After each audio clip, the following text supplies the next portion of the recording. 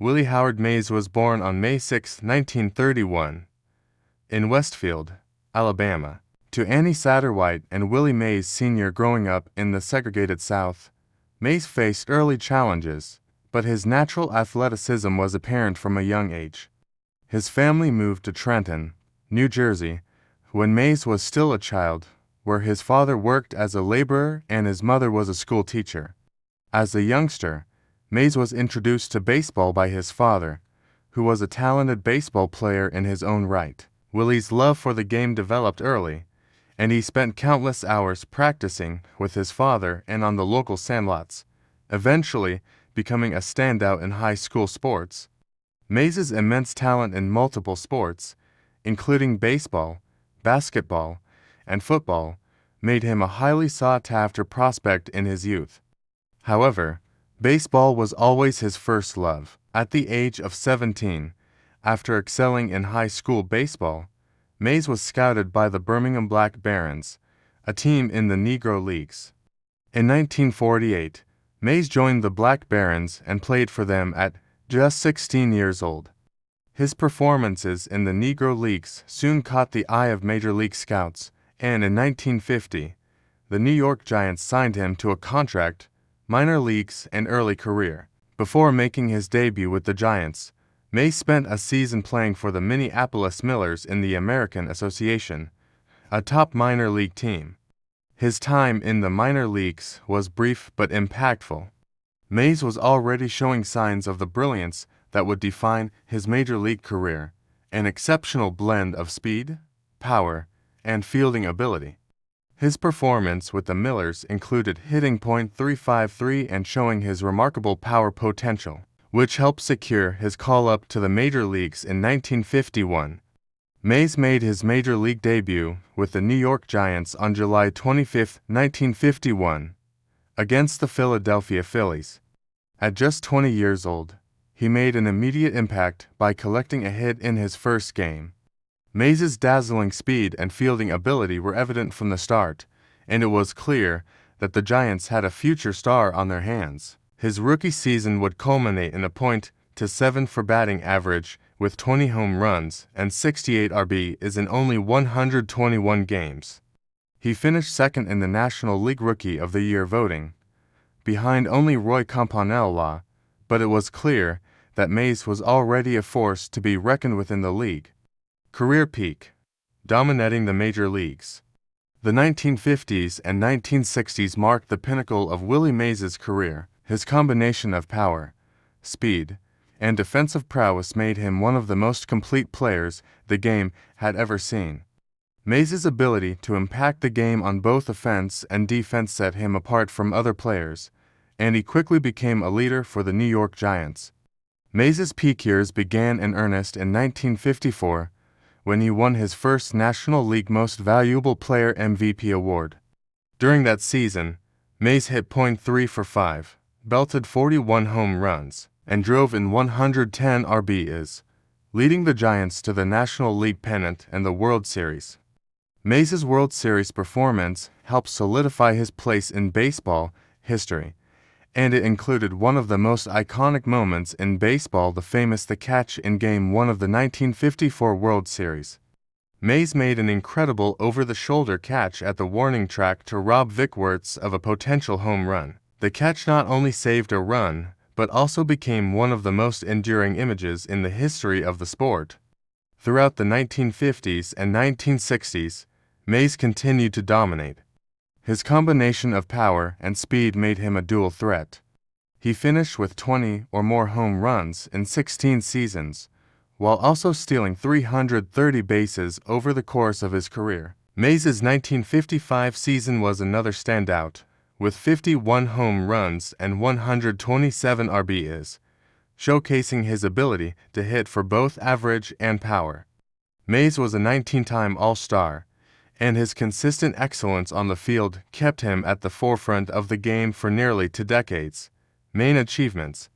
Over the course of his illustrious career, Willie Mays achieved numerous milestones that cemented his legacy as one of the greatest players in the history of baseball.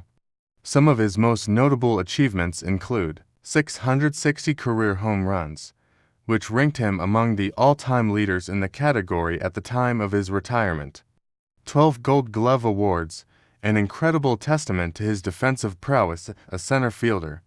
To National League MVP awards 1954, 1965, underlining his value to his teams and his status as one of the best players in the league.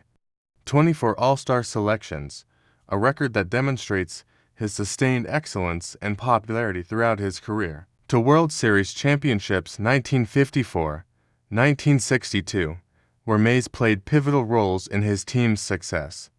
300 to career batting average, a remarkable feat for a player who was known as much for his power as his ability to make contact. 1,903 RBIs and 338 stolen bases, further showcasing his all-around game and his contributions to his team's offense. The only player to hit 300 home runs and steal 300 bases over the course of his career. He was inducted into the National Baseball Hall of Fame in 1979 in his first year of eligibility. The move to San Francisco and later years.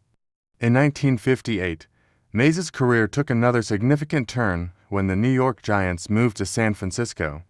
The move to the West Coast was a fresh start for both Mays and the Giants, and Mays continued to perform at a high level for the newly minted San Francisco Giants. The next several years were filled with continued success and more memorable moments, as Mays helped lead the Giants to several pennants and playoff appearances.